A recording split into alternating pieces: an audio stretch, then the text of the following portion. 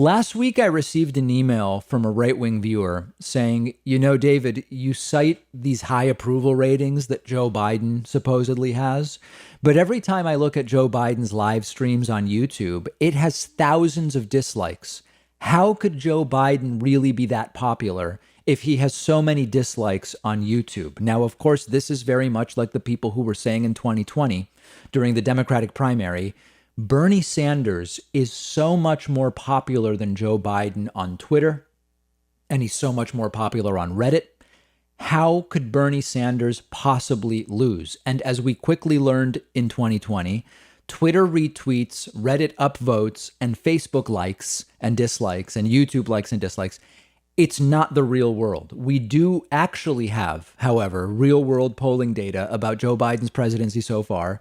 And as Joe Biden is approaching 100 days in office, his approval at this point is surpassing George W. Bush's, Bill Clinton's, George H.W. Bush's by a tiny bit, basically a tie, and by a huge margin, Donald Trump's approval at this point in time. This is new data from the Pew Research Center, which has Joe Biden right now at 59% approval. At this point in Donald Trump's presidency, Trump was polling 39%. It's a 20-point gap. It's not even close. And remember that Donald Trump never even hit 50% approval for a single day during his presidency. Barack Obama was slightly better than Biden at 61% within the margin of error. George W. Bush was at 55. Bill Clinton was at just 49. George H.W. Bush basically within the margin of error at 58.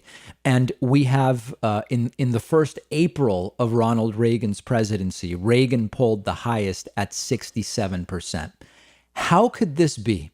How could Joe Biden be polling so well despite, again, dislikes on his YouTube live streams? Because the internet is not real life.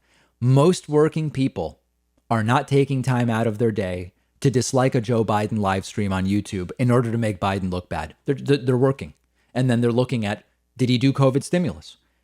What's going on with vaccination? And in fact, when you ask the question, where is the approval coming from? It's coming from the same places as in February and March. Joe Biden has 72% approval on managing vaccine distribution. Joe Biden has 55% approval among Republicans on vaccine distribution. Biden has stronger approval than Trump in terms of, is he behaving in a way that is appropriate for a president of the United States to behave? And the $1.9 trillion COVID stimulus package, which every Republican in the House and Senate voted against, is popular with 2/3 of the country, either strongly or somewhat approving of the COVID stimulus. That is a big deal. You don't get to 67% with just Democrats. And remember that that's not a single one of these Republican elected officials in the House or in the Senate voted for the bill. Now, in terms of the next few months, if the vaccine rollout continues, if cases resume a downward trend, if things go the way that the highly vaccinated countries like Israel and the UK are seeing things go, cases plunging, deaths plunging, things opening, this could actually turn around for Joe Biden for the worse. And you might be saying, well, hold on. If things keep improving, how could it get worse for Joe Biden? And this is why. Republicans and right-wing media have done one thing. I don't want to say they've done it well, but they've done it successfully from their point of view. Fox News and Newsmax and other right-wing media, in coordination with Republican elected officials, have successfully turned attention to immigration. And when Pew asked people, what are the big problems right now in the United States? The number of Americans now saying immigration, illegal immigration, is a big problem, has gone from just 28% in June up to 48% this month. That's a 20 percentage point jump, and that is potentially huge. They realize, this is Republicans now in right-wing media, they realize Biden is doing well on COVID. Biden's doing well on vaccines. Biden got a popular stimulus bill done with no Republican support. So they are taking the approach of pointing to something else, the manufactured crisis at the border, and it is actually working. So this is the potential challenge ahead for Joe Biden. And the truth is that no matter what he does, Republicans will say he's failing on immigration. This is what Republicans do to Democrats. No matter what Democrats do on guns, Republicans say Democrats are trying to take your guns. And no matter what Democrats do on immigration, Republicans say Democrats are welcoming dangerous illegals into the country. And this is going to be a test for Biden, and we will see what he can do with it. And it's sort of it's a problem of Biden's own making.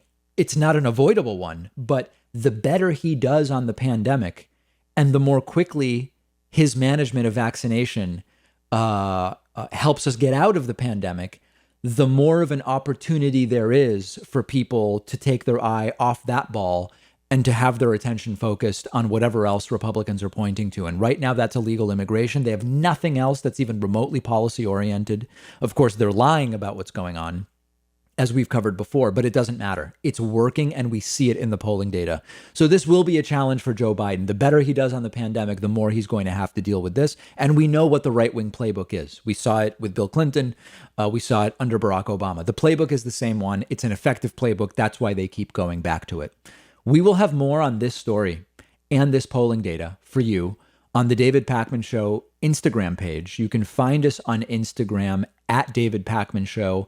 And while you are there, find me on Instagram at david.pakman, both rapidly approaching 100,000 followers on the Instagram platform.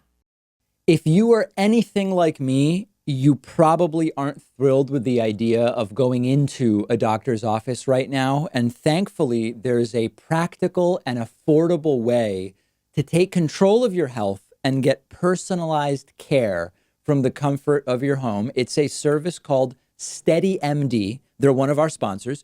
You take a quiz, you get matched with a licensed primary care physician who understands your health needs. You have a 1-hour video call with your new doctor.